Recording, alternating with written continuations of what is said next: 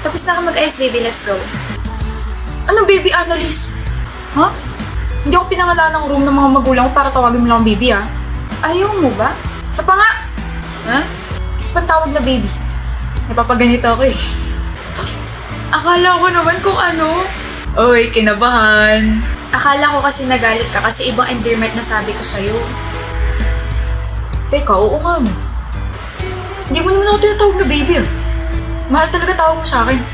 Sino yung baby na yan? Ikaw! Weh, May iba ka na eh. May iba na talaga akong baby. hindi ako nakikipagbiruan na. Tandaan mo, mag-asawa na tayo. Wala tayong pera pang annulment. May iba na nga kasi akong baby. Analis naman eh. Buntis ako eh. Ha? Buntis ako kaya may iba na akong baby. Nandito na yung bagong baby. Baby natin. Oh my good life. Surprise? Uy! Diyos me, yung akala ko mahihimatay ka na. Seryoso, wala kang iba? Wala nga. So may baby na tayo. Oo nga. Bro! Hala ka, natuluyan na nga mahimatay. Ano meron? Our very beautiful President Yona, she's finally here. Huwag kayong masyado maingay, baka mapagalitin tayo. May prof na sa kabilang room. Okay, I'm sorry, pero total nandito ka naman na. Simulan na ang competition. What competition? Ang unang kiligin, hindi magkakajawa. Sino kalaban? We're competing with our super duper megalicious fogging auditor, Vander. Sit down, Miss President. Start na. Don't make it obvious. Alam ko mukha ko palang kinikilig ka na. Oh please, mas gwapo pa aso ko kaysa sa'yo. Uy, batuhan ng pick-up lines po to, hindi batuhan ng asar, opo. I'll go first. Your and your are two different words. Why? Because You're mine and I'm yours? Ala! Oops. Come on, Vander. You're better than this. Galingan mo naman. Di ka na bata. Kaya samahan mo na ako sa pagtanda. May papel at ballpen ba kayo? Wala. Sayang, magdodrawing pa naman ako kasi you draw my attention. Nakita ko na sa Google. I even searched for your name kaso ang lumabas, I love you. Shucks! Say it again. Yung tatlong salita na yon? Fine. Vander, talo ka na. Tama si Miss President Yona. Talo ka na. Kinilig ka eh. Paano ba yan? Hindi ka na yata magkakajowa forever. You are impressive, Miss Yona. May I take you out on a street food date after class? Malay mo, mag-jowa kita. Huh? Hindi ba kita jowa? Hoy, ano yan? Practice lang, Laika. Of course. Sagot ko na gulaman. Hoy, ilibre niyo ako at ako may dahilan kung bakit may date kayo mamaya. Gusto mo sama ng loob, Laika? Ano to? Oh, zipper.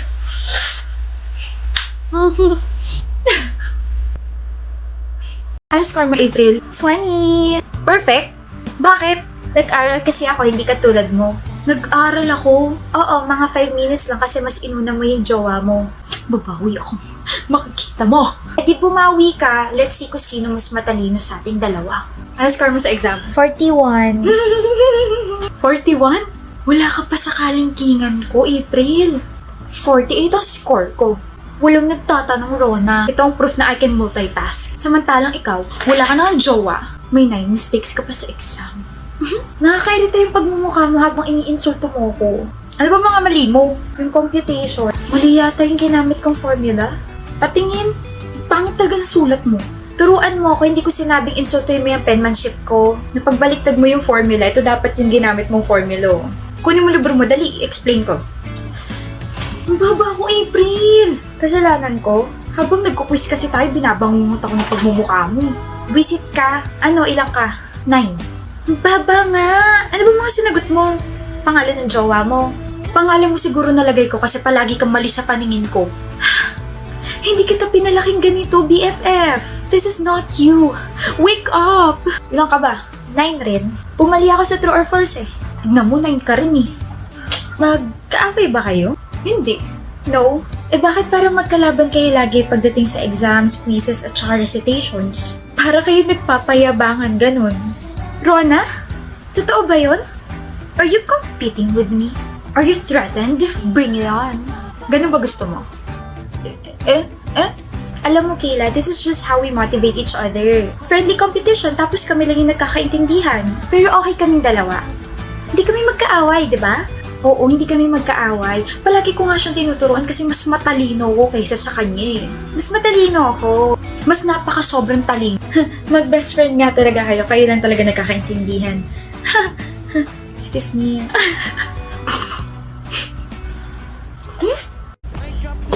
Mahal, ba't ka nandito? Kasi bahay natin to. Di ba mamaya pa uwi mo? Hindi ba ako pwedeng umuwi ng maaga, Ben? Hindi lang kasi ako sanay na alas 5 pala nandito ka na. Why are you sweating? Hindi naman mainit ah. Nag-exercise kasi ako. Really? Baka naman kinakabahan ka. Ba't naman ako kakabahan? Wala kaya akong tinatago. Wala naman akong sinabi may tinatago ka. Wala ba?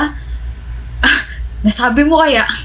Ben, mahal, please umalis ka muna. Ayoko. Biel, hindi ka pa rin talaga nadadala, no? I'm sorry. Palagi ko pa rin naaabutan na inaayos mo yung surprise para sa birthday ko. Kakainis na. Palagi ka kasing late na nag-aayos. Palagi mo nakakalimutan na umuwi ako ng maaga tuwing birthday ko, di ba? Mahal naman kasi, palagi ang aga umuwi. Pinapauwi ako ng maaga ng boss ko eh. Sino ba kasi yung boss mo at ayaw makisama? Kukutusan ko. Ako yung boss, Ben. Sabi ko nga eh. Hindi pa rin ba talaga tapos? Hindi pa. Kakalat ko pa yung petals tapos hindi pa tapos yung sinain ko. Should I wait here? No baby, bawi na lang sa susunod na surprise. Siguro next week. Paano ka makakabawi sinabi mo na agad? Hindi ko naman sinabi kung anong araw. Okay po, mahal. Next time nga, 7 a.m. pala mag-aayos na ako ng surprise. Nakakainis.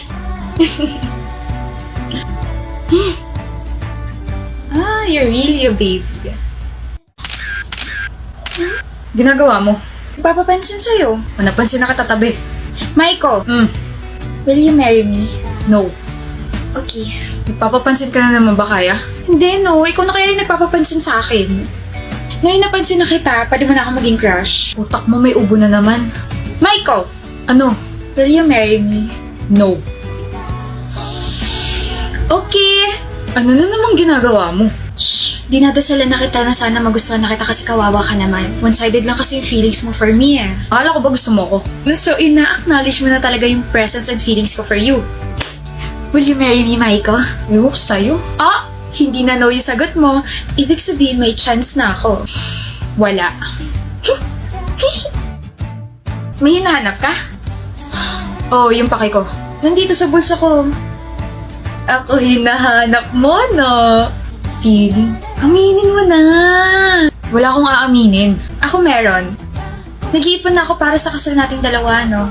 Ito ang ipon ko. May 10 pesos na. Uy!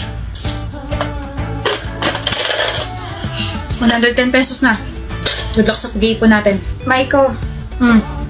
Will you marry me? Maybe.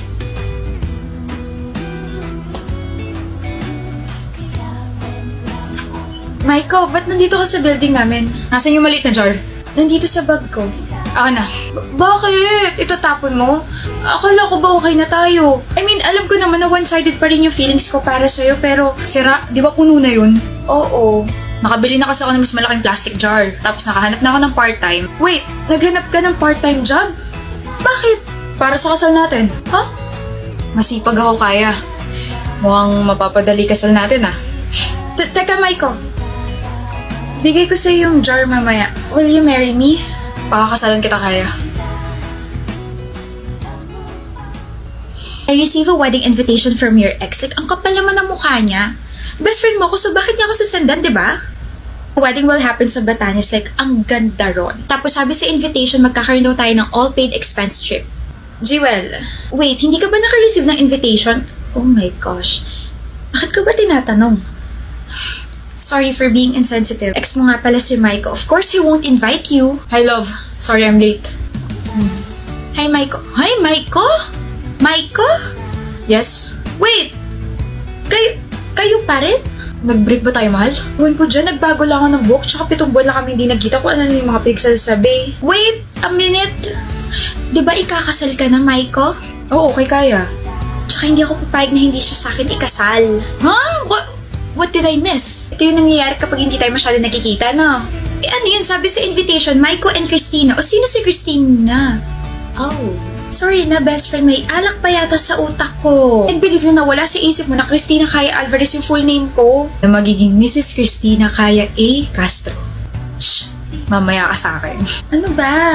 Sa harap ko pa talaga? Gusto ko rin ng she fell first but he fell harder na trope. Lord! Maghabol ka rin kasi. And mag-propose agad.